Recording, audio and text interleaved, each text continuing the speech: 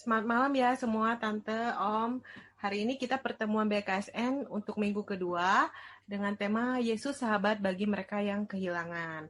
Nah, untuk yang pertama itu kita sudah mendengarkan di fasilitator oleh Tante Nancy, itu mengenai Yesus sahabat bagi mereka yang putus asa.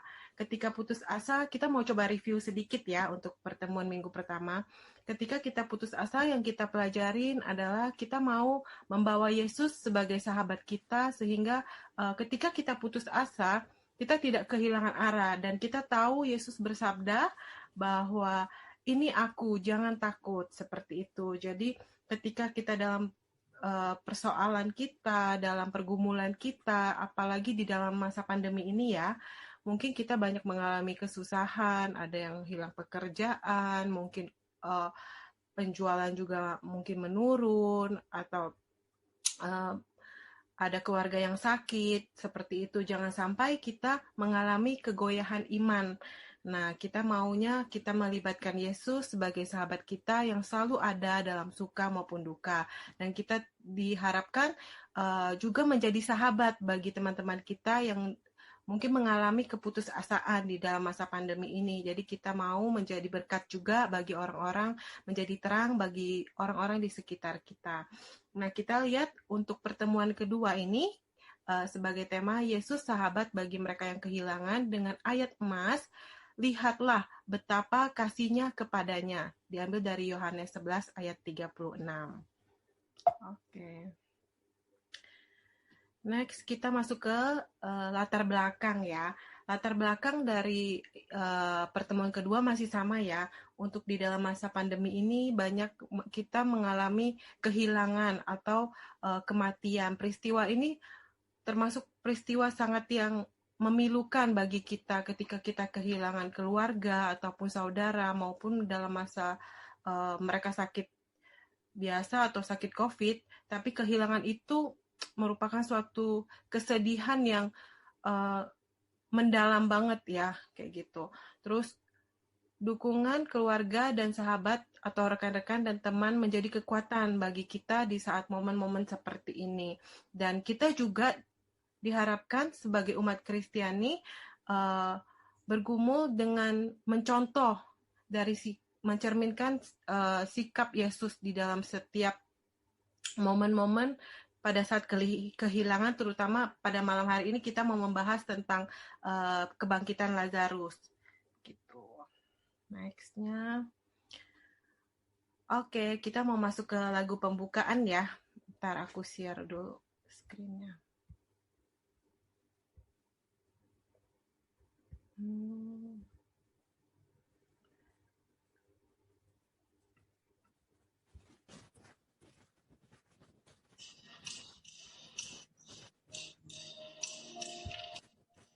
Boleh kita bernyanyi ya bersama-sama untuk lagu pembukaan ini. Sorry.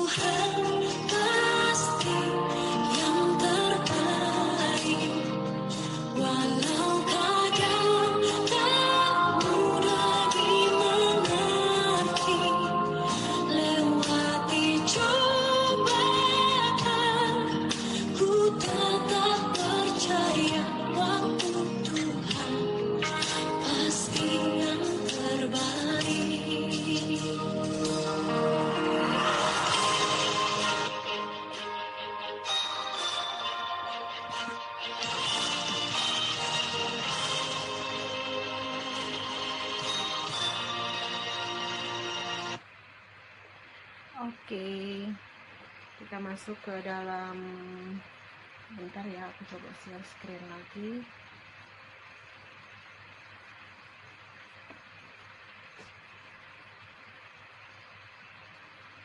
Kita masuk ke dalam ibadat pada malam hari ini dalam nama Bapa dan Putra dan Roh Kudus. Amin. Tuhan beserta kita. Sekarang dan selama-lamanya. Oke. Untuk pertemuan kedua, kita akan membahas beberapa kriteria dalam Injil Yohanes ya. Kisah tentang Lazarus yang dibangkitkan dari Yohanes 11 ayat 1 sampai 45. Dan salah satunya itu kisah mukjizat dalam Injil Yohanes, karena di dalam Injil Yohanes ini ada 7 mukjizat yang kita ketahui yang Yesus lakukan.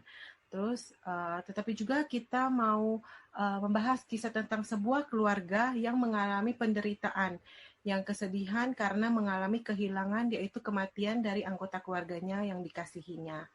Kemudian tokoh yang kita mau bahas juga mengenai Marta, Maria, dan Lazarus. Mereka ini adalah sahabat-sahabat Yesus ya. Oke, next. Doa pembuka, ada yang boleh bantu baca doa pembuka? Tante? Ya, boleh. Mari kita dengan doa pembuka, mari kita berdoa. Allah Bapa yang penuh kasih, kami bersyukur karena di masa pandemi ini Engkau selalu hadir menyertai kami, baik di saat suka maupun di saat duka, yaitu ketika kami kehilangan anggota keluarga, sanak saudara, sahabat, dan kenalan akibat COVID-19. Kami mohon utuslah Roh Kudus-Mu untuk membantu kami memahami sabda-Mu.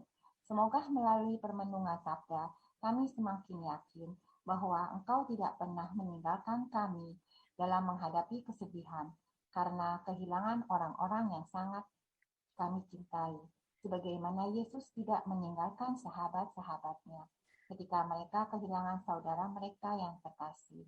Demi Kristus, Tuhan dan pengacara kami. Amin. Amin. Thank you, Tan. Oke. Lanjut. Pembacaan kitab suci, kali ini aku skip aja ya, nanti kita akan baca lebih mendalam, jadi kita bacanya bergiliran nanti. Untuk penafsiran perikop, nah perikop ini dari Yohanes 11 ayat 1 sampai 45 itu mau menceritakan tentang salah satu kisah mukjizat yang terjadi dalam Injil Yesus. Nah, di dalam Injil Yohanes, dalam Injil Yohanes ini Yesus melakukan 7 mukjizat. Mukjizat pertama masih ingat ya Tante Melanie nih yang udah bawain narasi di lomba waktu narasi. Kita mengetahui mukjizat pertama Yesus adalah mukjizat Yesus mengubah air menjadi anggur. Ya, di pernikahan di Kana ya. Itu merupakan pesta, suatu acara kegembiraan. Nah, Yesus pertama kali melakukan mukjizat di situ. Tapi bertolak belakang dengan mukjizat yang ketujuh ini. Mukjizat yang terakhir yang Yesus lakukan adalah puncak dari segala mukjizatnya. Dia itu adalah ketika Yesus membangkitkan Lazarus, tapi yang kita lihat adalah kematian Lazarusnya sebelum Yesus bangkitkan. Jadi kematian Lazarus ini adalah kejadian kedukaan, dan ketika itu Yesus melakukan mukjizat di situ. Nah, perikop ini juga ingin mengangkat tema iman akan Allah. Jadi kisah tentang transisi dari kematian Lazarus menuju kehidupan, kemudian dihubungkan dengan transisi dari ketidakpercayaan menuju iman. Jadi di masa-masa itu orang Yahudi itu tidak percaya adanya kebangkitan atau kehidupan setelah kematian. Jadi di sini Yesus ingin menunjukkan bahwa Yesus akan bisa mengalahkan kematian itu dan membangkitkan Lazarus dan memuliakan Allah di sini supaya mereka percaya bahwa Yesus itu benar adalah utusan dari Allah Bapa. Seperti itu.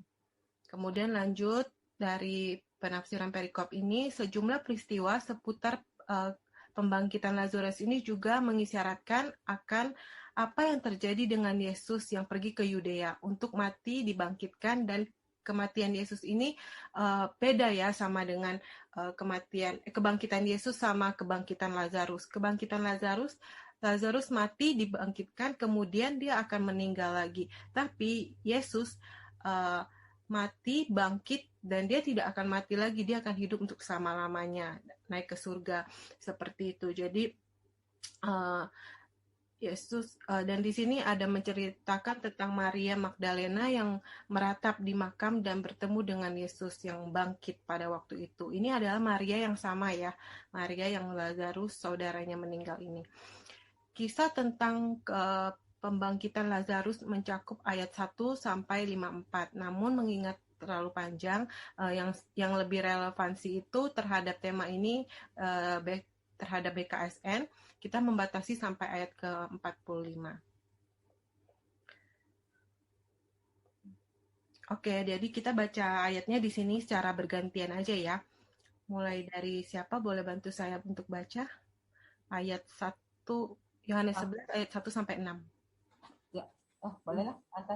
Ya, pakai Alkitab. Ya. Lazarus dibangkitkan, ayat 11 ayat 1 sampai 44.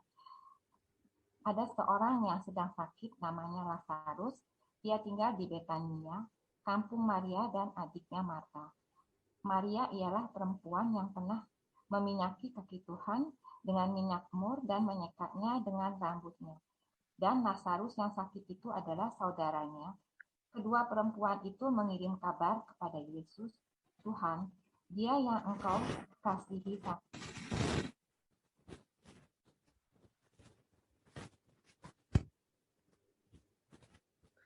Tan, suaranya hilang, Tan.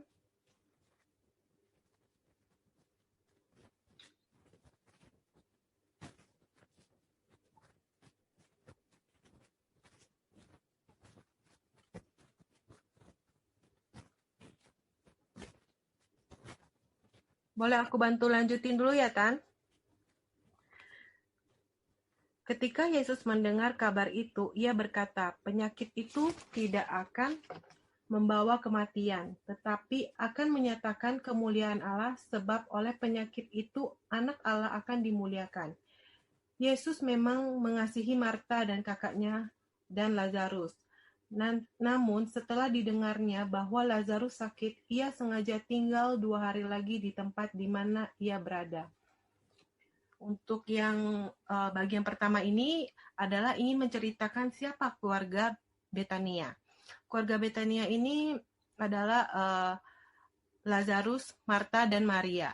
Mereka ini adalah keluarga yang sangat dekat dengan Yesus, karena yang kita ketahui setiap kali Yesus mengunjungi Betania, Yesus pasti datang ke mereka, mengunjungi mereka, sahabat dia yang sangat dekat yang ia kasihi. Seperti ayat yang kita lihat pertama-tama, begitu besar kasihnya kepadanya, seperti itu. Jadi Yesus sangat akrab dan dekat sekali dengan keluarga ini ya.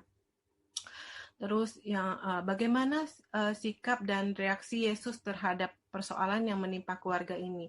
Kita bisa lihat di sini Yesus bereaksi malah nanti dulu, dia nggak langsung datang ketika Marta dan Maria memberi kabar kepada Yesus, karena Yesus kan sudah sering melakukan mukjizat ya. Jadi Yesus tuh udah terkenal waktu itu. Nah, pada saat mereka memberi kabar, Yesus malah nggak langsung buru-buru datang gitu. Tapi Yesus malah mau tinggal 2 hari lagi di tempat dia yang sedang berada saat ini. Seperti itu. Terus dilanjutkan lagi untuk bagian berikutnya, ayat 7 sampai 16. Boleh dibantu siapa? Boleh bacakan? Tolong. Ya, aku yang baca ya. Ya, boleh Om. Thank you. 7 sampai 16. Tetapi sesudah itu, ia berkata kepada murid-muridnya, mari kita kembali lagi ke Yudea. Murid-murid itu berkata kepadanya, Rabi, baru-baru ini orang-orang Yahudi mencoba melempari engkau. Masih maukah engkau kembali ke sana? Jawab Yesus, bukankah ada 12 jam dalam satu hari? Siapa yang berjalan pada siang hari, kakinya tidak terantuk, karena ia melihat terang dunia ini. Tetapi jikalau seorang berjalan pada malam hari, kakinya terantuk, karena terang tidak ada di dalam dirinya. Demikianlah perkataannya, dan sesudah itu ia berkata kepada mereka, Lazarus, saudara kita, telah tertidur, tetapi aku pergi ke sana untuk membangunkan dia dari tidurnya. Maka kata murid-murid itu kepadanya, Tuhan, jikalau ia tertidur, ia akan sembuh. Tetapi maksud Yesus ialah tertidur dalam arti mati. Sedangkan sangka mereka, Yesus berkata tentang tertidur dalam arti biasa. Karena itu Yesus berkata dengan terus terang, Lazarus sudah mati. Tetapi syukurlah, aku tidak hadir pada waktu itu, sebab demikian lebih baik bagimu, supaya kamu dapat belajar percaya. Marilah kita pergi sekarang kepadanya.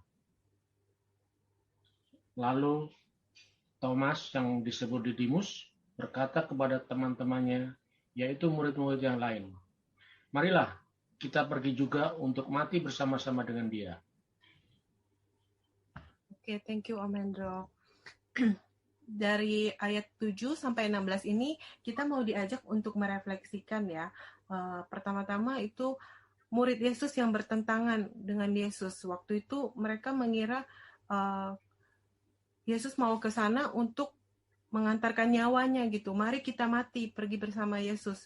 Ternyata sebenarnya bukan seperti itu. Karena kejadian sebelum ini, Yesus itu sering dilempari ya, dibilang dilempari.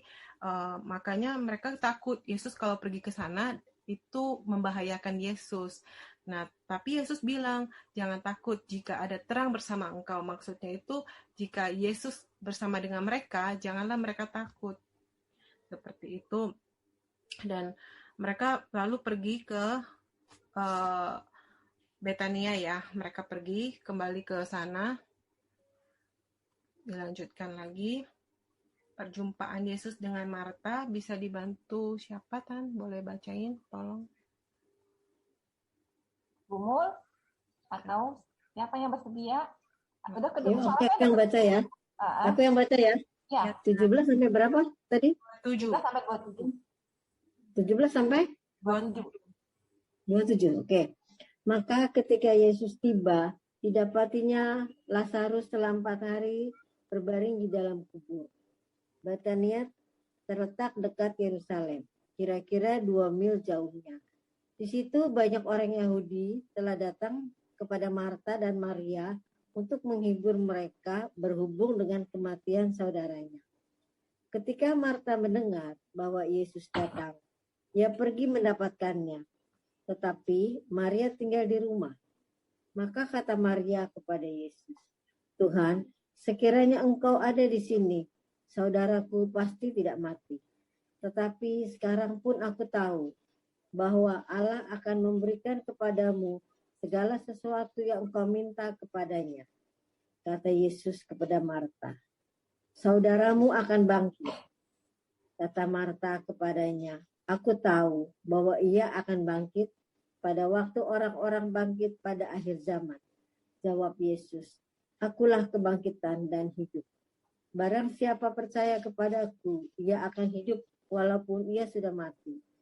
Dan setiap orang yang hidup dan yang percaya kepadaku tidak akan mati selama-lamanya.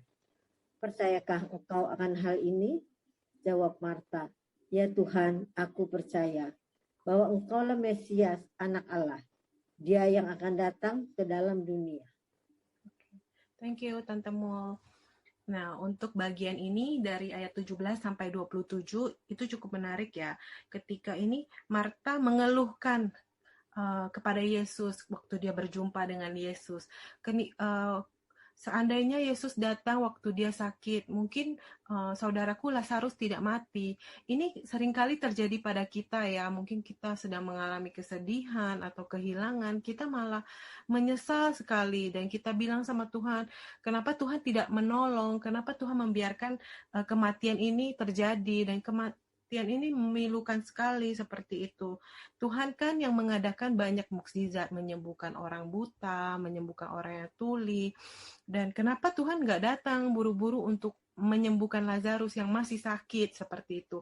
Nah, Marta kan belum mengetahui ya bahwa Yesus punya rencana bahwa Yesus akan memuliakan Allah dalam peristiwa ini, membangkitkan Lazarus yang sudah mati.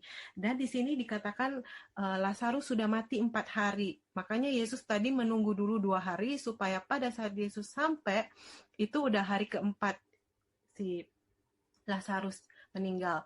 Ketika orang Yahudi zaman dulu itu mempercayai orang itu dalam masa 3 hari, dia itu masih jiwanya masih ada di rohnya masih ada ya, tapi hari keempat itu pasti udah nggak ada seperti itu dan udah membusuk banget. Nah, makanya Yesus ingin menyatakan mukjizatnya itu di hari keempat. Jadi kalau kita bilang, mungkin dia mati suri aja kali, mungkin dia belum benar-benar mati, mungkin koma, tapi udah hari keempat nih. Nah, kalau hari keempat udah pastinya benar-benar sudah mati Lazarusnya. Jadi Yesus benar-benar membangkitkan seorang yang sudah meninggal pada saat itu. Dan Yesus juga menjawab Marta. Marta juga menjadi orang pertama yang mempercayai bahwa Yesus itu adalah Mesias di sini. Dan sebenarnya Marta ada kesalahpahaman. Dia belum mengerti kalau Yesus benar akan membangkitkan Lazarus. Dia pikir Yesus hanya berbicara untuk kebangkitan pada akhir zaman. Ternyata bukan. Yesus itu bermaksud untuk benar membangkitkan Lazarus, untuk memperlihatkan kemuliaan Allah pada Yesus dan supaya orang-orang menjadi percaya bahwa Yesus itu benar Mesias, benar utusan dari Allah. Seperti itu kalau dari ayat bagian ini ya. Kita boleh lanjut lagi ke Yohanes 11 ayat 28 sampai 37. Apa yang bersedia? Aku udah baca deh. Ya, thank you. 28 sampai 37 ya. Ya. Dan sesudah berkata demikian, ia pergi memanggil saudaranya Maria dan berbisik kepadanya, "Guru ada di sana dan ia memanggil engkau." Mendengar itu, Maria segera bangkit lalu pergi mendapatkan Yesus. Tetapi waktu itu Yesus belum sampai ke dalam kampung itu. Ia masih berada di tempat Marta menjumpai dia. Ketika orang-orang Yahudi yang bersama-sama dengan Maria di rumah itu untuk menghiburnya, melihat bahwa Maria segera bangkit dan pergi keluar, mereka mengikutinya karena mereka menyangka bahwa ia pergi ke kubur untuk meratap di situ. Setibanya Maria di tempat Yesus berada dan melihat dia, tersungkurlah ia di depan kakinya dan berkata kepadanya, "Tuhan, sekiranya engkau ada di sini, saudaraku pasti tidak mati." Ketika Yesus melihat Maria menangis, dan juga orang-orang Yahudi yang datang bersama-sama dia, maka masgulah hatinya. Ia sangat terharu dan berkata, "Di manakah dia kamu baringkan?" Jawab mereka, "Tuhan, marilah dan lihatlah." Maka menangislah Yesus. Kata orang-orang Yahudi, "Lihatlah betapa kasihnya kepadanya." Tetapi beberapa orang di antaranya berkata, "Ia yang memelekkan mata orang buta, tidak sanggupkah ia bertindak sehingga orang ini tidak mati?" Oke. Thank you, Tan. Nah, kalau di ayat ini dari 28 sampai 37, kita mau lihat bagaimana relasi Yesus dengan Maria. Maria itu adalah seorang murid yang mendengarkan Yesus, diam-diam di bawah kaki Yesus. Dia sangat dekat dengan Yesus dan dia merupakan sahabat Yesus. Bagaimana relevansinya dengan kita? Apa kita mau menjadi seperti Maria ini ketika kita di dalam masa kehilangan seperti ini, di dalam masa pandemi ini? Apakah kita mau menjadi seperti Maria, membaca Alkitab, mendengarkan firman Tuhan, mencari wajah-wajah Tuhan melalui pendalaman iman, kita bisa mengetahui apa yang mau Tuhan sampaikan kepada kita melalui refleksi Alkitab yang kita baca setiap hari, renungan harian, seperti itu. Jadi kita mau menjadi Maria, mencoba untuk diam dan mendengarkan Yesus. Sepertinya kan kita lebih banyak bicara ya, lebih banyak minta, lebih banyak Tuhan kenapa sih begini, Tuhan kenapa sih begitu. Nah, dan di sini juga Maria sama ya seperti Marta, dia juga merasakan kekecewaan dan dia bilang sama Yesus, seandainya Yesus datang lebih cepat ya, pasti Lazarus tidak mati. Namun Yesus sebenarnya punya rancangan yang lebih indah dalam hidup Maria. Nanti akan dibangkitkanlah dia saudaranya itu. Nah, di sini juga kita mau mencoba ya seperti Maria, mengerti apa sih maksudnya Yesus. Tuhan menempatkan orang yang kita kasihi dan mengambil orang yang kita kasihi, pastilah tepat pada waktunya. Tuhan pasti punya rancangan yang indah. Tuhan tuh memberikan rancangan keselamatan. Ketika Tuhan memberikan keluarga kita, sahabat kita, menghibur kita, itu juga merupakan kekuatan bagi kita. Melalui teman-teman kita itu Tuhan hadir sebagai sahabat bagi kita. Dan di sini dikasih tahu ya, bahwa Tuhan itu bersedih hati sampai menangis seorang sahabatnya meninggal. Walaupun Tuhan tahu nanti Tuhan akan mengerjakan sesuatu yang besar nih pada Lazarus, tapi hati Tuhan tersentuh dan empatinya itu luar biasa ya. Dia tetap bersedih, merasakan apa yang mereka rasakan. Lazarus meninggal ini, Marta, Maria merasakan kesedihan yang luar biasa. Mau zaman dulu, mau zaman sekarang, mau meninggalnya karena COVID atau enggak, atau kena sakit jantung atau apapun, kehilangan itu sangat mendukakan ya, apalagi yang tiba-tiba begitu. Nah, kita mau coba membawa Yesus dan mengetahui apa sih maksudnya Yesus di dalam perjalanan hidup kita ini, apa yang Tuhan mau kita lakukan. Karena Tuhan itu pasti hadir bagi kita, menjadi sahabat kita, sangat berempati dan bersedih sampai menangis seperti itu. Dan di sini juga Tuhan mau menyampaikan dan ada orang Yahudi yang mengatakan, wah kenapa dia tidak bisa, dia yang bisa memelekkan mata orang, kenapa dia nggak menyembuhkan sahabatnya yang sakit, seperti itu. Nah, apa kita mau menjadi seperti orang Yahudi itu, yang kalau ada masalah yang kita lihat negatifnya, kita yang lihat kok Tuhan memberikan cobaan seperti ini sih, kenapa sih Tuhan mengambil orang yang kita kasihi, kenapa sih harus sekarang diambilnya, seperti itu. Apa kita mau bersungut-sungut seperti orang Yahudi yang seperti ini? Dan ada beberapa juga orang Yahudi yang lainnya. Nanti kita coba baca yang berikutnya ya. Dari Yohanes 11, 38 sampai 44. Tante Nancy boleh? Pak Rudi yang belum kemudian. Aku bacain terakhir ya. Ya udah. Maka masgulah pula hati Yesus, lalu ia pergi ke kubur itu. Kubur itu adalah sebuah gua yang ditutup dengan batu. Kata Yesus, angkat batu itu. Marta, saudara orang yang meninggal itu, berkata kepadanya, Tuhan, ia sudah berbau, sebab sudah 4 hari ia mati. Jawab Yesus, bukankah sudah kukatakan kepadamu, jikalau engkau percaya, engkau akan melihat kemuliaan Allah. Maka mereka mengangkat batu itu, lalu Yesus menengadah ke atas dan berkata, Bapa, aku mengucap syukur padamu, karena engkau telah mendengarkan aku.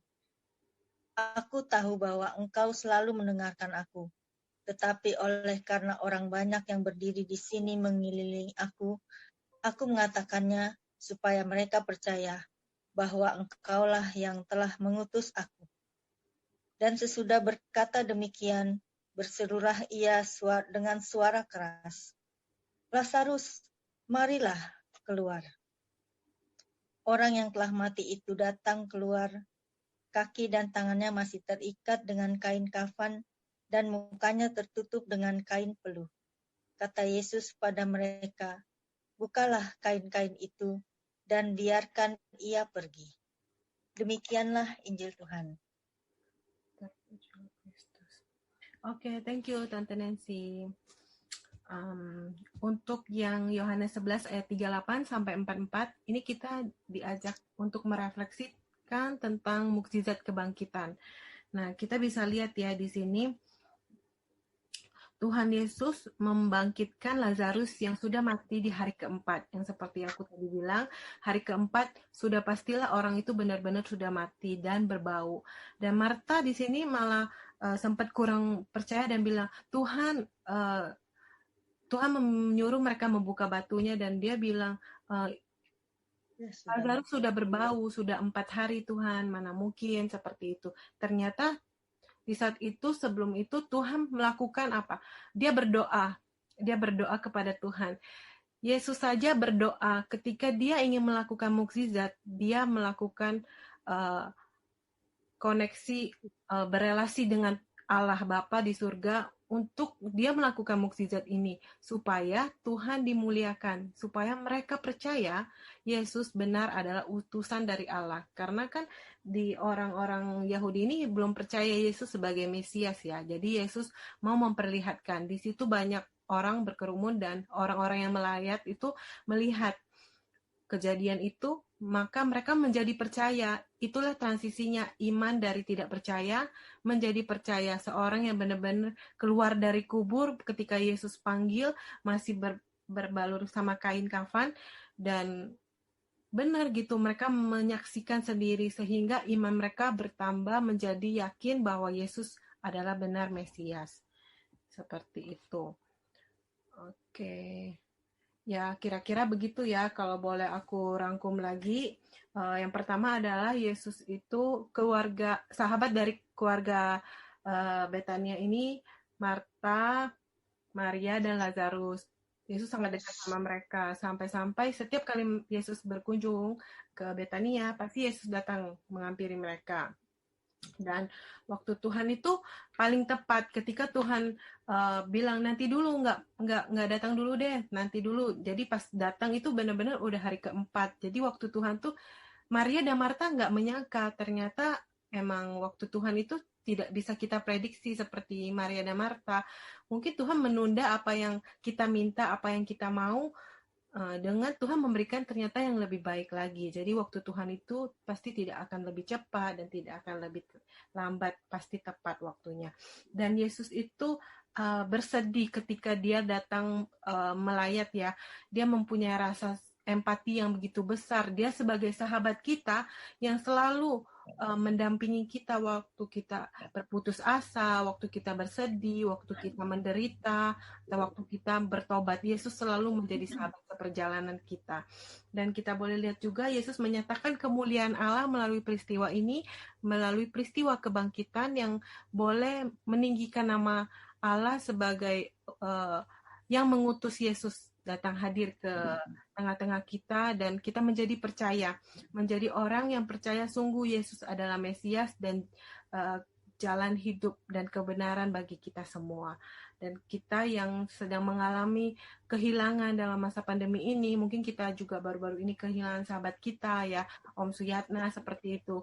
Pasti kita juga merasa kehilangan dan merasa pilu ya, teman kita yang sering kita bareng-bareng ikut pertemuan, seperti itu dia selalu datang, hadir, walaupun mungkin nggak banyak bicara, tapi dia selalu memberikan sharing-sharing yang menguatkan juga, walaupun hidupnya mungkin nggak mulus, tapi dia sebagai orang tua memberikan contoh yang, wow, Tuhan tuh menolong hidupnya, dia selalu mau cerita seperti itu. Jadi kita juga diajak untuk menjadikan Yesus benar-benar sahabat kita untuk dalam perjalanan hidup kita ini. Gitu kalau dari saya. Terus aksi nyata. Nah, ini buat Om Tante nih ya. Kita mau coba sama-sama sharingkan apa pengalaman kita, apa yang pernah kita alami, apakah kita pernah merasakan kehilangan keluarga, mengalami perasaan mati, atau kehilangan dalam hidup ini. Mungkin kehilangan benda-benda atau apapun, itu kan juga mengecewakan ya, bukan hanya kehilangan keluarga saja gitu loh. Mungkinkah ada dari beberapa dari kita ini ada yang mengalami, boleh men-sharingkan? atau sejauh mana menyadari kehadiran Tuhan dalam peristiwa sedih yang kita alami. Kita merasakan Tuhan benar hadir saat kita sedih, bukannya kita meninggalkan Tuhan, tapi kita merasa Tuhan menemani kita. Seperti itu. Atau pernahkah mengalami mukjizat yang luar biasa di dalam kehidupan kita? Dan ada beberapa lagi, atau sudahkah bersikap seperti Yesus datang ke teman untuk memberikan penghiburan ke teman-teman kita yang mengalami kesedihan, mengalami kehilangan orang-orang yang dikasihi. Dan yang kelima, apakah aksi nyata yang akan kita lakukan selama seminggu ke depan bagi sahabat atau tetangga yang mengalami kesedihan karena berbagai alasan? Nah, ada nggak nih yang mau sharing nih beberapa poin dari sini?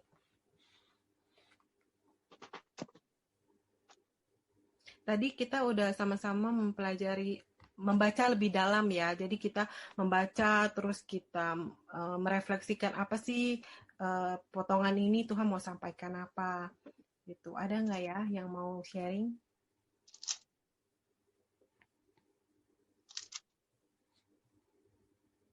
Kalau belum ada, aku mau coba sharing ya mengenai diri. Itu suruh pilih salah satu atau bagaimana, Herni? Boleh salah satu, salah dua, salah tiga, boleh Tan. Ada Salah Tan? semua boleh ya. Salah semua boleh dong. Boleh Salah 5-5. semua jadi nggak sharing. Tante boleh mau sharing? Belum, lagi baca dulu itu salah satu atau harus semua gitu, lagi Salah baca-baca. satu gitu. kali ya, Her ya. Salah satu aja Suara boleh. aku keluar nggak, Herni? Mm-mm. Halo? Aku kedengeran nggak? Udah keluar belum? Dengar. Oh. Yaudah aku sharing dulu dah. Ya boleh Om Hendro, thank you, boleh. Salah satu atau dua ya? Satu aja ya. Ya. Ya terserah kamu, Nah. salah tiga kita ke Solo. Kita Jarah ke ya. Solo bareng-bareng. Aku pilih yang nomor 3 deh. Mm-mm. Mukjizat ya, Om. Ya, jadi dalam perjalanan hidup saya, waktu dulu bekerja, lagi enak-enaknya, ya kan? Bisa kredit rumah, kredit mobil. Nah, mendadak di tahun 98 ada kerusuhan. Saya nggak menyangka tuh bisa benar-benar pengaruh di pekerjaan saya. Saya dulu kan sales ya, dagang, jualan. Jadi motor. Waktu itu kerusuhan, langanan-langanan saya semua itu ada yang dijarah, ada yang dibakar. Kan saya mesti nagih kan. Nah, sedangkan saya kan harus bayar ke bos nih, importir. Wah, di situ benar-benar hancur itu. Tapi untungnya istri saya, si Mel nih, ya kan, tetap dalam iman kita, selalu berdoa Yesus ke gereja kemana, ya kan. Jadi saya juga nggak ngerti kok bisa melewati hidup waktu itu gitu loh. Aku buka video dulu dah, biar tahu mimiknya nih. Iya, udah seru Om. Nggak seru ya? Sorry. Ya, jadi dalam perjalanan itu saya ya tetap ke gereja, doa, ya kan. Nah, untungnya boleh dibilang nih mukjizat nih. Rumah ini kan saya kredit. Pada zaman itu, pada zaman kerusuhan itu, semua bunga-bunga bank kan naik kan. Bisa bank swasta kan. Bisa sampai 100% lebih kan. Ya, hampir 100% lah. Pokoknya teman-teman juga yang kredit rumah pada nggak sanggup, akhirnya dibalikin ke bank, nggak sanggup. Nah, untungnya kenapa kok saya waktu itu bisa lewat kredit lewat bank BTN. Bunganya nggak naik loh. Cuma dikit ya. Wah, itu benar-benar bersyukur. Nah, meskipun nggak naik dikit, tapi kan saya nggak ada penghasilan. Nah, untungnya si tante ini masih kerja nih masih kerja. Akhirnya ya kita untuk makan tuh dari penghasilan tante nih. akhirnya secara nggak sadar nih sampai tahun 2000 nih bisa melewati kejadian itu. Nah itu saya anggap itu sebagai mukjizat. Nggak kepikir bisa melewati masa-masa itu. Itu aja sementara yang bisa aku sampaikan. Sedangkan anak-anak masih kecil ya. Itu kan kasus 98. Sedangkan anak-anak tuh masih baru SD ya, sekolah ya, dan perlu semua biaya. Jadi beban kita awalnya kan kita sama-sama kerja atur. Kamu cicil rumah, aku biaya keluarga. Tapi karena kondisi 98 hancur total, si Om hancur dan tidak berpenghasilan sedikit pun, ya bebannya ke aku kan. Harus bayar cicilan rumah, harus bayar sekolah anak-anak. Tapi ya saat itu ya kita hanya bisa berserah sama Tuhan. Dalam kondisi kelemahan itu ya satu-satunya kita berdoa. Dulu kita masih suka berdoa bersama. Berdoa bersama karena kan biaya sekolah anak-anak juga harus berjalan terus. Kita berdoa bersama, dan kita juga berusaha. Orang nawarin kerjaan untuk MLM waktu itu masuk, namanya MLM kan, ya udah deh coba deh, siapa tahu jaringannya luas atau apa. Begitu semua terus kerjaan apa yang bisa dikerjain. Tapi ya puji Tuhan, itu seperti Om bilang, dengan mengalirnya dengan waktu yang berjalan gitu, kayaknya tanpa kita sadari mujizat Tuhan tuh selalu ada. Dia iniin terus kita sampai akhirnya sampai sekarang kita bisa, anak-anak sudah dewasa, udah pada married, kita tetap punya rumah ini udah lunas gitu. Itu mujizat Tuhan semua gitu. Tanpa kita sadari mujizat Tuhan tuh ada di kita.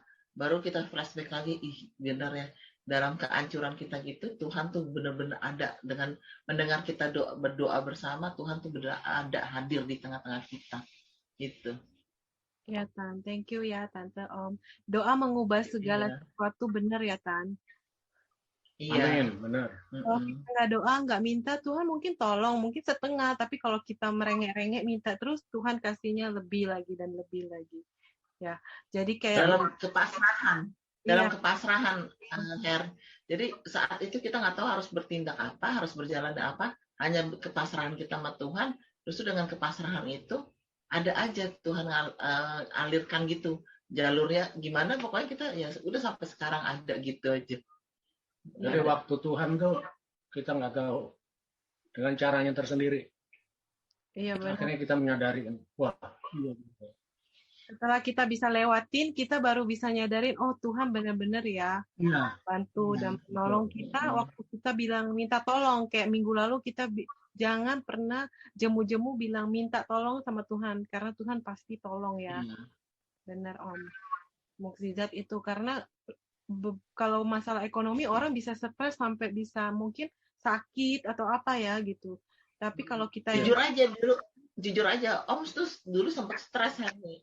Kelihatan mukanya. Cuma kan Om orangnya pendiam. Jadi diamnya dia diam aja. Tante kan ya karena kita suami istri kan kita tahu si Om tuh stres berat gitu loh, dia diam aja. Nah tante yang harus kemana-mana dampingin dia terus, sambil kerja pulang kerja apa ya, dampingin dia terus untuk itu hilangin supaya beban stresnya dia, karena stres dia ada gitu, stres berat dia karena kan dia juga harus membayar ke importir uang itu kan, sedangkan yang toko-toko yang dia utangin kan kejarah semua, berarti kan dia bebannya di dia berat kan, banyak gitu. Tapi ya dengan doa, yang importir itu bekas mantan bosnya dapat dia kerja, dan orangnya juga kebetulan nggak tahu ya orangnya baik gitu ya. Tuhan lah, semua Tuhan lah dengan kuasa Roh Kudusnya mengubah dia begitu, nggak ini terlalu ini sama Om jadi gitu. Maka iya benar dengan itu, kok bosnya juga nggak terlalu nuntut, ya udahlah gitu, mengerti gitu loh. Sebenarnya Om juga beban, dia harus bayar kan ke importir tersebut kan. Gitu. Oke, thank you Tante Om. Lanjut, siapa lagi mau sharing? Tante Mul mungkin nih habis mengalami mukjizat kesembuhan. Om.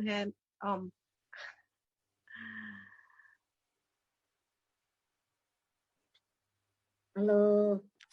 Nanti kalau saya cerita Om terus pada bosan, katanya itu lagi katanya gitu. Tapi mungkin ada cerita yang sesuatu yang apa ya, yang mungkin bikin kita, benar ya, Tuhan itu benar-benar loh ada menolong kita gitu loh. Jadi kita jangan jemu-jemu lah kan untuk sharing, nggak apa-apa.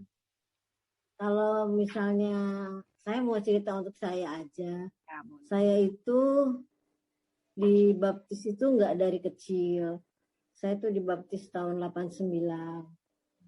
Pada saat saya dibaptis, saya kan bekerja waktu itu. Ya saya juga waktu itu belum banyak berdoa gitu ya. Tiba-tiba saya kerja itu bisa naik gaji 50%. Habis saya dibaptis. Terus dalam perjalanan terus saya ikut, setelah dibaptis kita kan krisma. Setelah krisma saya dipromo. Maka saya tuh bingung ya, setiap kejadian ada imbalannya ke saya positifnya. Terus akhirnya saya tahun 2009 saya kena pensiun. Nah, sudah pensiun itu saya kan pikir wah nggak punya income lagi, sudah pensiun, baju-baju saya semua saya kasihin ke adik saya nggak pegang baju-baju lagi lah. Saya pikirkan saya sudah tidak bekerja lagi. Tiba-tiba ada teman yang hubungi saya, masih mau kerja nggak? Ya kalau sesuai mau aja, saya bilang gitu. Kalau nggak sesuai ya nggak mau, saya bilang gitu ya. Udah bikin lamaran aja ke bos gue, katanya gitu. Saya bikin lamaran by email, terus saya dipanggil ketemu sama yang punya.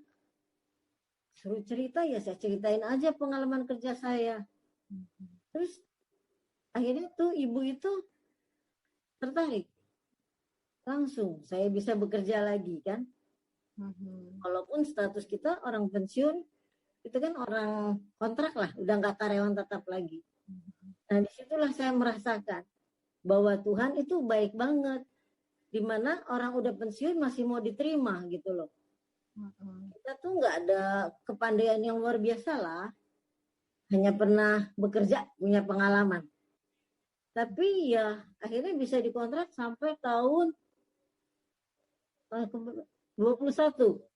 Kemarin Januari baru saya ngundurin diri karena saya di situ udah mulai rasanya saya pernah janji waktu itu dan saya pernah berdoa sama Tuhan, saya ingin hasil kerja saya mempunyai gini gitu loh. Tapi yang saya minta itu sudah tercapai. Dan saya juga takut sama Tuhan, udah tercapai kan lu masih kerja terus gitu kan. Kan lu minta waktu itu gitu pikiran saya gitu loh. Akhirnya saya mengundurkan diri. Nah jadi karena takutnya saya udah janji, ya udah saya akhirnya berhenti. Sampai sekarang ini saya berhenti. Walaupun sempat dipanggil lagi, mau nggak kerja di Bandung lagi sama yang punya. Karena memang hubungan kita cukup baik sama yang punya itu. Tapi saya bilang enggak lah Bu, nggak mungkin saya ninggalin keluarga saya. Keluarga saya kan juga pernah sakit, pernah kena COVID gitu. Nah jadi saya tuh merasa kok baik banget gitu. Sedangkan saya juga nggak baik-baik banget kan. Saya merasa selalu ditolong oleh Tuhan. Itu aja sih. Kalau untuk Pak Heri sih ya memang itu mujizat luar biasa. Saya itu terlalu takut pada saat Pak Heri COVID kemarin. Karena dia itu pernah stroke, ada diabetes. Saya jaga benar-benar sampai akhirnya Pak Heri bisa sembuh. Jadi saya kalau ngulang Pak Heri lagi masih teringat bagaimana teman-teman perhatiannya sama saya juga waktu itu. Makanya COVID itu juga orang punya uang aja nggak bisa belanja, apalagi nggak punya uang. Saya aja mau belanja nggak bisa. Untuk ada teman-teman yang bolak-balik gantungin segala macam di depan. Terkadang saya juga kaget, tiba-tiba udah ada lagi gantungan. Ya, jadi memang Tuhan itu terlalu baik sama kita. Apa yang kita minta pasti diberikan, asal kita sabar. Saya rasa sharing saya sampai sini aja. Ya, thank you. Makasih. Ya, jadi Tuhan tuh sebagai sahabat kita melalui teman-teman kita ya, seperti yang kita tahu, mereka menghibur kita, memberikan pertolongan. Karena kan Tuhan nggak bisa wujud nyata Tuhan di depan kita. Ya, teman-teman kita itu adalah sahabat kita yang Yesus kirimkan buat kita ya. Thank you, Tan. Ada lagi? Tante Vera? Tante Nancy? Nancy dulu. Tante Nancy. Kenapa mau Vera dulu, Nancy dulu sama aja. Nancy dulu lah. Saya kalau saya bagiin yang ini kan ya dalam perjalanan hidup kita bersama Tuhan sejak kita dibaptis sampai sekarang pasti banyak lah ya yang Tuhan tolong, mujizat segala banyak. Saat ini saya teringat satu yang saya mau bagikan satu waktu ketika anak saya Jojo masih dia lahir kan prematur, nggak sampai umur 8 bulan kandungan kan lahir, jadi waktu lahir tuh nggak sampai 2 kilo, kecil banget. Jadi kan sakit kan, banyak sakitnya, otomatis kan kita ngobatin sana ke dokter, terus ketemu juga yang kedoya tuh dari dulu saya berobat di dia jamu Romo Lukman kan, kedoya tuh Romo Lukman, jamu ya ke dokter ya bolak-balik lah, banyak sekali sakitnya. Pas lagi ngobat-ngobatin, udah gitu dia mesti minum susu khusus kan karena dia kecil banget, jadi susunya Prediasur yang biar dia sehat bisa bertumbuh karena dia lahirnya begitu kecil kan. Lagi ngobat-ngobatin biaya banyak, tiba-tiba likuidasi. Aku kan kerja sama Budi dulu di bank. Ketemunya juga di bank kan, sama-sama karyawan bank. Likuidasi, otomatis kami berdua berhenti kerja. Bisa dibayangin. Ya Tuhan, biaya lagi banyak-banyak, berhenti kerja, biaya dari mana gitu kan. Susunya khusus. Ya itu sisa-sisa ada uang pensi, uang pensiun, uang apa? Sangon. Pakai itu uang pesangon dulu. Sampai tuh kita korek-korek tabungan, sampai uang tabungan 100 perak pun sangat berharga buat kita waktu itu untuk membiayai si Jojo ini biar jangan sakit, minum susu, obatnya. Terus tapi orang nggak melihat kita susah, orang nggak tahu karena kita punya rumah, punya mobil. Orang lihatnya baik-baik aja ya, orang ke dokter masih bisa pakai mobil.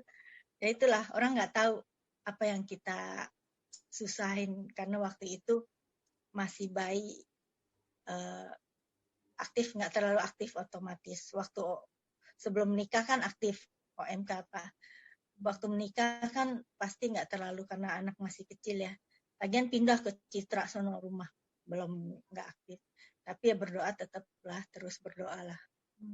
Ya kita jalanin terus sampai akhirnya ya keluarga juga tolong sih, bantu-bantu beliin susu di papa, keluarga dari si Budi juga, suami juga, pokoknya dibantu-bantu deh, ada aja yang bantu-bantu. Jadi nggak pernah tuh stop pengobatan, stop minum susu, nggak, semuanya bisa terlaksana dengan ya pas-pasan sih.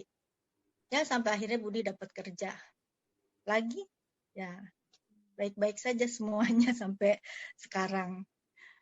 Juga pernah waktu udah sekarang nih, udah ada kisah lagi nih.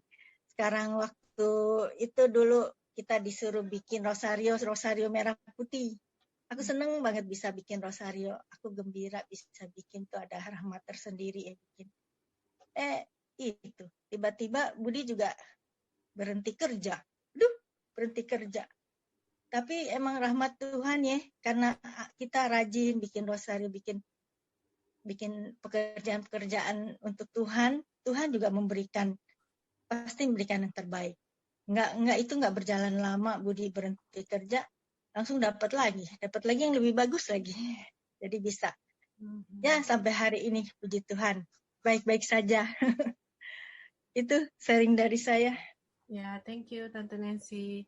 Jadi pada saat kehilangan pekerjaan, nggak putus asa ya, jadi tetap Iya. nggak terpuruk gitu loh, jadi bangkit lagi dan merasakan Yesus juga hadir mendampingi ya, kayak sahabat. Itu Iya. mengandalkan Yesus memang paling bisa diandalkan cuman Yesus ya, karena Tuhan, kalau iya. yang mengandalkan manusia bisa kecewa. Kalau yang aku rasain sih seperti itu ya. Manusia ya sama lah ya seperti kita, ada kalanya bisa turun naik, kadangkala ya benar-benar yang bisa diandalkan yang tidak pernah berubah ya cuman Yesus ya. Tante Sarah boleh mau sharing apa? Ya kita dulu atau Pak Rudi kali yang lain. Ya, Tante Susan nih, Tante Susan. Atau Susan nih. Iya nih, Tante Susan belum kelihatan. Coba. Ada yang ada itu nggak yang pernah dialami? Yevita. Atau Yevita? Semua orang pasti pernah ngalamin. Ya. Cuma antara 5 ini ya. Sebenarnya sih mujizat itu memang terjadi kadang kita nggak sadarin juga ya, tanpa kita sadarin juga. Terus ya memang ada yang bentuknya nyatanya mujizatnya benar-benar kita rasakan benar-benar. Itu juga mungkin ada juga yang rasanya kita nggak rasakan tapi ternyata itu mujizat gitu. Bisa juga begitu kan? Sesuatu yang tidak kita duga, nggak kita pikirkan bisa terjadi, tapi terjadi. Bisa juga itu jadinya mukjizat ya bagi kita. Benar. Siapa nih?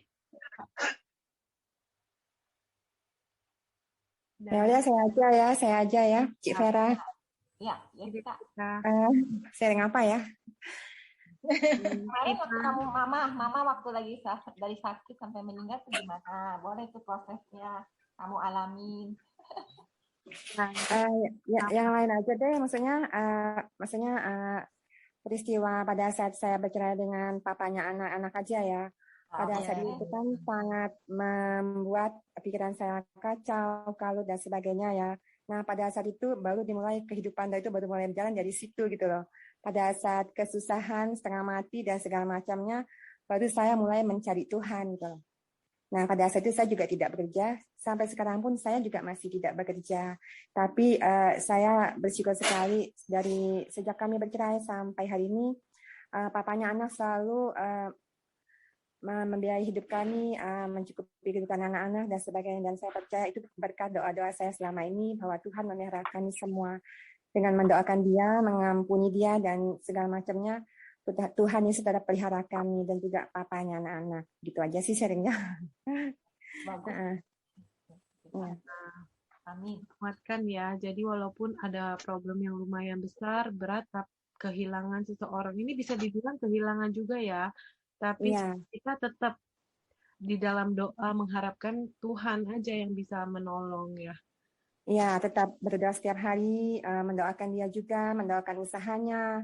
Pokoknya kita doakan supaya dia juga baik, anak-anak juga sehat ya, bertumbuh ya gitu ya.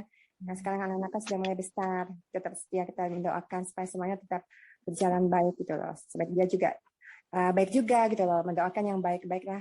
Ya, dan Tuhan, saya percaya Tuhan tetap pelihara kita sampai sekarang. Puji Tuhan. Thank you, Cievita. Ya. Pak Rudi. Kalau saya jadinya begini ya, memang ya, mujizat memang bisa terjadi itu kalau kita memang dengan memohon terus minta bantuan pertolongannya. Saya memang sudah pernah sih, memang ini pernah saya ceritakan ya. Saya pernah mengalami mujizatnya itu karena doa saya yang gigih gitu. Memang mujizat itu bisa terjadi kita sungguh-sungguh sepertinya merengek gitu sama Tuhan.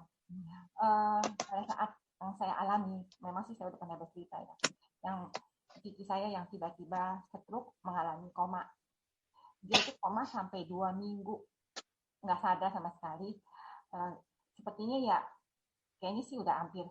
Dia tuh otak kan pecah, pembuluh darahnya itu udah lebar kata dokter sih.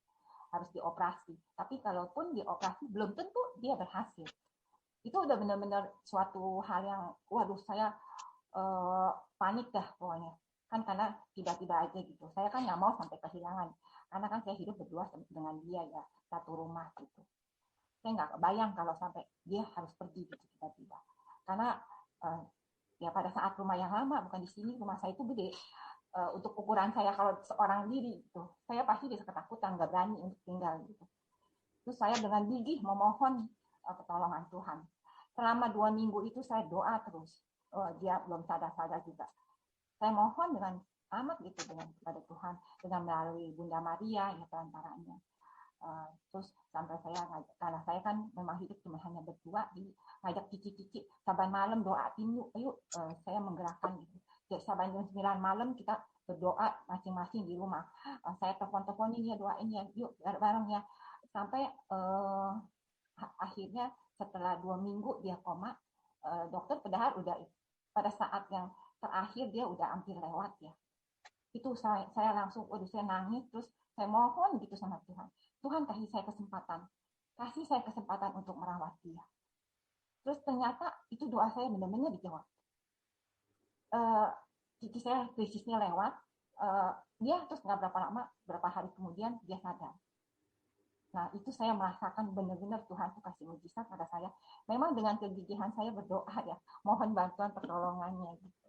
Dan saya percaya Tuhan akan menolong saya gitu. Ternyata ya memang Tuhan memberikan itu mujizat kepada saya yang saya alami, yaitu dengan kegigihan saya berdoa memohon padanya bahwa saya minta mohon diberi kesempatan lagi untuk bisa tinggal dengan dia, merawat dia. Ternyata memang Tuhan berikan itu. Iya, semua saya pernah alami sih mujizat. Ketulusan hati ya, Tan. Jadi kita bisa lihat ketulusan hati Tante Vera untuk mendoakan kesembuhan bagi cicinya supaya bisa punya kesempatan bersama-sama dengan dia untuk bisa merawat dia gitu ya. Tuhan juga lihat kali ya, kayak orang ini kok hatinya baik banget mendoakan orang terus. Jadi kita juga kan ini kita juga di nomor 4 ya. Apakah kita juga sudah bersikap seperti Yesus datang untuk menghibur mereka yang sedang kehilangan atau mereka yang sakit, mereka yang kesedihan, yang hilang pekerjaan maupun itu. Karena masa pandemi ini banyak sekali masa-masa kesulitan bagi orang-orang di sekitar kita ya.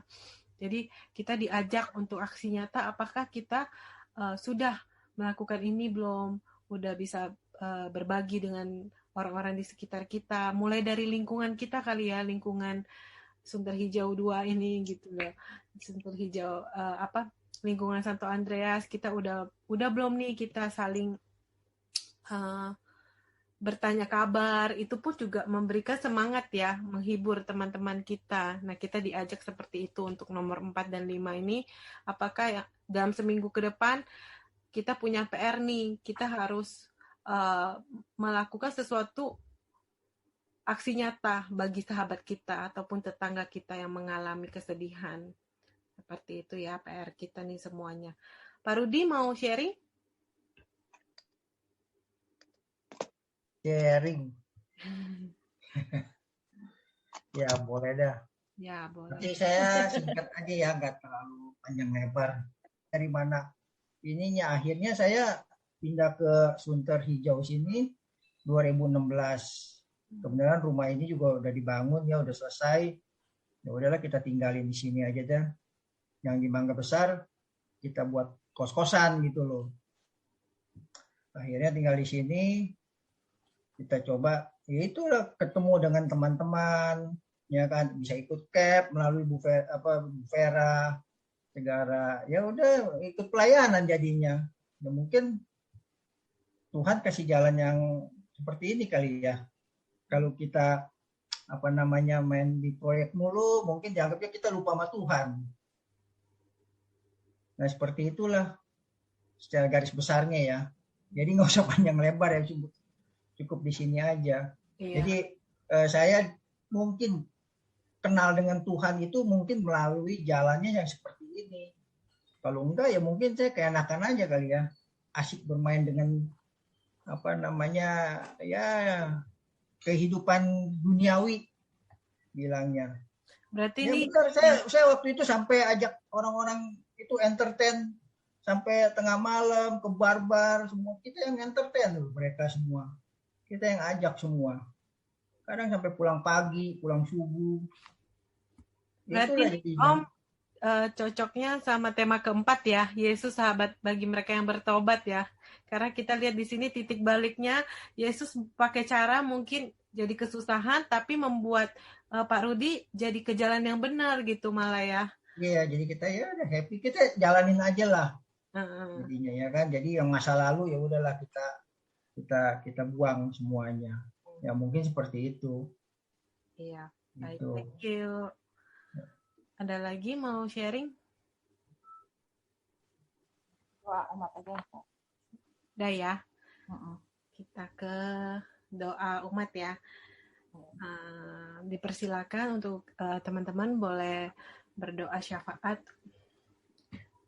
Allah Bapa yang Maha Baik, terima kasih Tuhan, kami mengucapkan syukur yang begitu besar karena kasih-Mu Tuhan kepada kami. Sampai saat ini Tuhan, Engkau menjaga, melindungi kami melewati masa pandemi ini Tuhan. Engkau berikan terus kami kesehatan Tuhan, dan Engkau lindungi keluarga kami, Engkau jagai kami satu persatu Tuhan, dan Engkau urapi kami Tuhan, agar kami boleh menjadi sahabat-sahabat bagi teman-teman kami yang kehilangan Tuhan, mencontohkan Engkau yang berempati kepada kami. Kami mau Tuhan menjadi sahabat yang peduli kepada tetangga, kepada lingkungan kami, kepada saudara kami, kepada teman-teman baik kami. Terima kasih Tuhan, Kau limpahkan kami kasih Tuhan, agar kami boleh mengasihi teman-teman kami seperti Engkau mengasihi kami Tuhan. Kami mohon. Kabulkanlah doa kami ya Tuhan. Tuhan, kami juga mau berdoa untuk mereka yang sudah meninggal, baik karena COVID ataupun penyakit-penyakit yang mereka derita. Ya Tuhan, dengan penuh kerendahan hati, kami mohon. Kabulkanlah doa kami ya Tuhan. Bimbinglah mereka untuk jalan mereka menuju rumah-Mu, untuk tempat yang telah Kau sediakan buat mereka. Ampunilah kesalahan mereka. Janganlah Kau ingat-ingat lagi dosa-dosa yang mereka buat saat mereka hidup di dunia ini. Maafkanlah mereka semua ya Bapa. Tapi terimalah mereka di samping-Mu, di tempat-tempat-Mu ya, begitu banyak tempat yang Kau sediakan untuk mereka. Kami mohon. Kabulkanlah doa kami ya Tuhan. Selamat malam ya Bapak. Terima kasih kami boleh berkumpul kembali pada malam hari ini pada pertemuan BKSN yang kedua. Ya Bapak, kami juga ingin berdoa untuk Andriani yang besok akan di MRI. Semoga kiranya hasil semoga kiranya hasil MRI-nya tidak mengalami masalah pada pinggangnya yang harus sampai mengalami dioperasi. Kami mohon. Kabulkanlah doa kami ya Tuhan.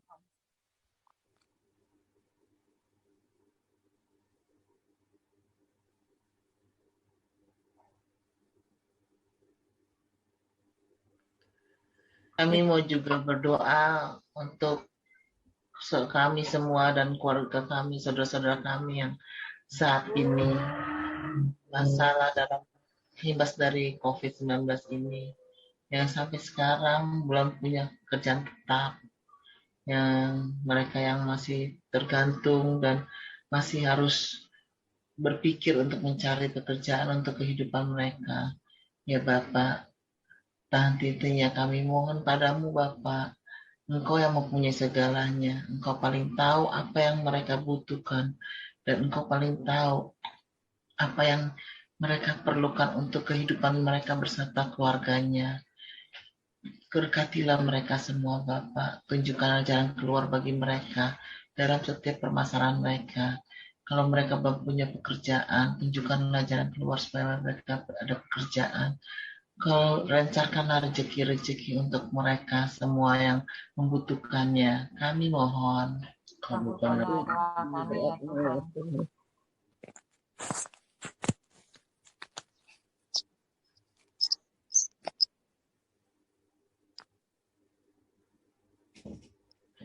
Ya Tuhan, inilah doa-doa kami yang mau kami sampaikan kepadamu Tuhan. Mungkin masih ada doa yang di dalam hati kami yang kami simpan Tuhan, tapi Engkau tahu Tuhan segala isi hati kami. Engkau tahu apa yang kami perlukan, apa yang kami butuhkan Tuhan. Engkau selalu memberikan berkat melimpah dan Engkau terus menyertai kami. Engkau tahu Tuhan yang terbaik buat kami. Terima kasih Tuhan atas setiap penyertaan-Mu. Dan kami mau satukan doa ini dengan doa Bapa kami. Bapa kami yang ada di surga, dimuliakanlah namamu, datanglah kerajaanmu, jadilah kehendak-Mu di atas bumi seperti di dalam surga. Berilah kami rezeki pada hari ini, dan ampunilah kesalahan kami seperti kami pun mengampuni yang bersalah kepada kami. Dan janganlah masukkan kami ke dalam pencobaan, tetapi bebaskanlah kami dari yang jahat. Amin. Oke. Kita lanjut ke doa penutup dulu ya.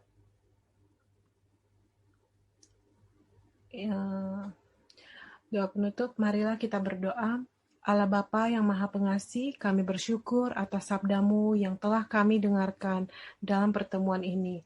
Kami mohon kunjungilah keluarga kami dan jadikanlah kami sahabat-Mu dan sahabat bagi keluarga-keluarga yang mengalami kehilangan. Bantulah kami juga dengan kehadiran Roh Kudus-Mu agar kasih dan semangat Yesus selalu hadir di tengah keluarga, sehingga kami mampu berempati dengan sesama yang menderita dan sedih karena kehilangan orang-orang yang dicintai. Demi Kristus, Tuhan dan pengantara kami. Amin. Berkat penutup, marilah kita mohon berkat Tuhan, semoga Tuhan beserta kita. Sekarang dan selama-lamanya. Semoga kita sekalian dilimpahin berkat Allah yang Maha Kuasa, Bapa dan Putra dan Roh Kudus. Amin. Thank you, Tan. Kita dengarkan lagu penutup ya, satu. Bentar, aku share.